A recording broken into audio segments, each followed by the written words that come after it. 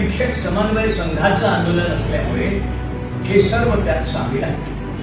उगाच आपलं व्हॉट्सअपवर आंदोलन अयशस्वी झालं, शेपूट घातलं, अशा प्रकारच्या प्रतिक्रिया जेव्हा येतात तेव्हा जो कोणी आयोजक असतो त्याचं मनोबैल्य खच्ची करण्याचं काम आपण करतो हे कायम आपण लक्षात घेतलं पाहिजे. आता आंदोलन यशस्वी झालं का असं मला जर विचारा तर मी म्हणेल हो. तुम्ही समाधानी आहात का असं मला विचारा तर मी म्हणेल नाही. मग तुम्ही म्हणाल दोन्ही डबल्यावर हात ठेवता का? असं नाही.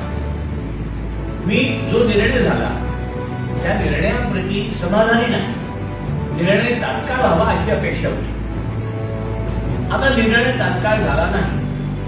मग तो झाला नाही म्हणून त्यावेळेस नकार द्यायला पाहिजे होता का?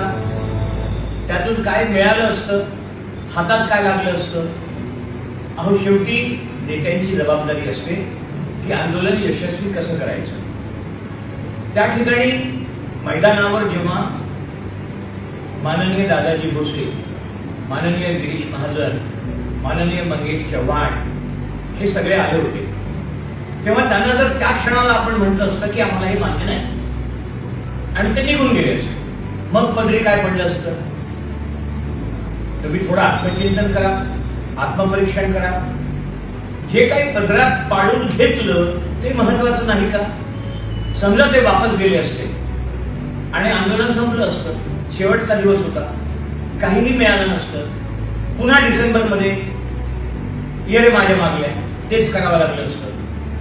बरं, दुसरा अर्थ, मागे यांनी 19 महिन्याचा पगार खाल्ला. मागच्या वेळेसचा ऑगस्ट सप्टेंबरचा अद्यापही मिळाला नाही. अर्थात ऑगस्ट सप्टेंबरचा भूल येणार नाही, तो भविष्यात मिळेल. परंतु मागे 19 महिन्याचा टप्पा शासनाने दिला नाही हे लक्षात घ्या. काही पद्धत असते. एखादा शब्द दिल्यानंतर तो शब्द पूर्ण करण्याकरता शासकीय भाषा, शासकीय पद्धत अशी आहे की तो निर्णय पहिले कॅबिनेट मध्ये व्हावा लागतो. नुसती सभागृहात घोषणा करून जमत नाही. अनेक लोक म्हणायला लागले की यावेळेस सभागृहात 2 ओळीची घोषणा व्हायला पाहिजे असते. समजा घोषणा झाली असती आणि नंतर पुढे काहीच झालं नसतं, तर मग काय केलं असतं? बघा, पद्धत अशी आहे की पहिले कॅबिनेट निर्णय व्हावा लागतो. कॅबिनेट निर्णय झाल्यानंतर ईपीसी कमिटी पुढे जावं लागतं. ईपीसी कमिटी पुढे झाल्यानंतर व्हाईट बुक मध्ये तरतूद करावी लागते. त्यानंतर त्या तरतुदीला सभागृहाची मान्यता घ्यावी लागते आणि मगच ती टप्पावाढ लागू होते. मग आता यावेळेस समजा सरकारने 2 वेळेची घोषणा केली असती की आम्ही ऑगस्ट पासून देतो किंवा सप्टेंबर पासून देतो किंवा डिसेंबर पासून देतो आणि पुढल्या प्रोसेस वेळेवर केल्या नसत्या तर आपल्या हातात काय पडलं असतं? मग मला तुम्हाला हे सांगायचं आहे की 100% 1 एप्रिल 2027 पासून वाढीव टप्पा मिळेल म्हणजे मिळेल.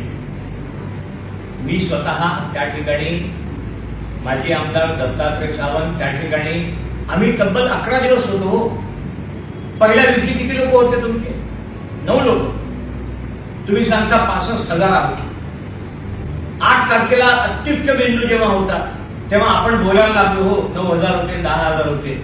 5,000पेक्षा जास्त लोक आझाद मैदानावर नव्हते. घरी बसून किलच्या पाडणे, घरी बसून लोकांना फुकटचं शहाणपण शिकवणे आणि घरी बसून फक्त टीका करणे, एवढंच जर काही लोकांना येत असेल तर माझा त्यांना सल्ला आहे, कृपया जे करतात त्यांचं मनोबल वाढवण्याचा प्रयत्न करा, त्याचं खच्चीकरण करू नका.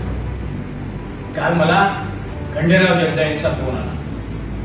अक्षरशः ते फोनवर रडल्यासारखे करत होते की साहेब मला खूप लोक बोलत आहेत. मी त्यांना धीर दिला. मी म्हटलं काही घाबरायचं कारण नाही, आपण जे केलं ते चांगलं केलं. आता मला सगळे लोक विचारतात नेमकं काय होईल, नेमकं काय होईल. मी तुम्हाला सगळ्यांना सांगतो, जाहीरपणे सांगतो, ऑक्टोबरमध्ये माझ्या निवडणुका आहेत. मी जर सभागृहात गेलो तर 1 एप्रिल 2027 पासून टप्पा देण्याची संपूर्ण जबाबदारी माझी आहे. मी मागे जो शब्द दिला तो पाळला आहे. एप्रिल पेड इन मे तुमच्या खात्यात 27 साली जमा होतील म्हणजे होतील टप्पावाढ. मग आता त्याच्यापूर्वी त्रुटीचं काय? सैनिकी शाळांचं काय, 22-23च्या पटसंख्येचं काय, हे जे प्रश्न आहेत या प्रश्नांना देखील लवकरच उत्तर मिळेल. त्या दिवशी खंडेराव जगदाळांनी शब्द घेतला. दत्तात्रय सावंत पण तिथं होते, मी पण होतो, बाकी आमदार पण होते. मी या सगळ्या गोष्टीचं क्रेडिट कोणा एकाला देत नाही. जे सगळे विद्यमान आमदार असतील त्या सगळ्यांना पण आहे, जे माजी आमदार असतील त्यांना पण आहे, शिक्षक समन्वय संघाच्या प्रत्येक नेत्याला आणि कार्यकर्त्याला आहे, आणि ग्राउंडवर असलेला तुम्हा सर्वांना देखील आहे, आणि ग्राउंडवर नसलेले घरी बसून व्हॉट्सअपवर टीका करणारे त्यांना देखील आहे. हे कोणा एका माणसाचं यश नाहीये, हे सगळ्यांचं यश आहे. त्यामुळे आपण एक गोष्ट समजावून घ्या की त्यावेळी त्या ठिकाणी अतिशय हुशारीने शिक्षण मंत्र्यांना त्यांचा शब्द घेत असताना त्रुटीचं काय, 22-23च्या पटसंख्येचं काय, सैनिकी शाळेचं काय, हा सगळे विषय आम्ही त्या ठिकाणी मांडले. येत्या 15-20 दिवसात त्यांनी सांगितलं बैठक घेतो, त्रुटीचा विषय 100% सुटेल, आणि त्रुटीच्या शिक्षक आणि शिक्षकेतर कर्मचाऱ्यांना त्रुटीचा हप्ता एप्रिल पेढीने 100% मिळेल.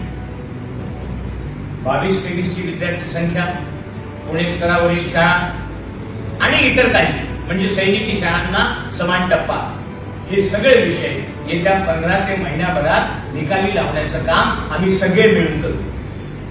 तुमची काळजी आहे भरपूर आहे, तुम्ही काळजीच करू नका.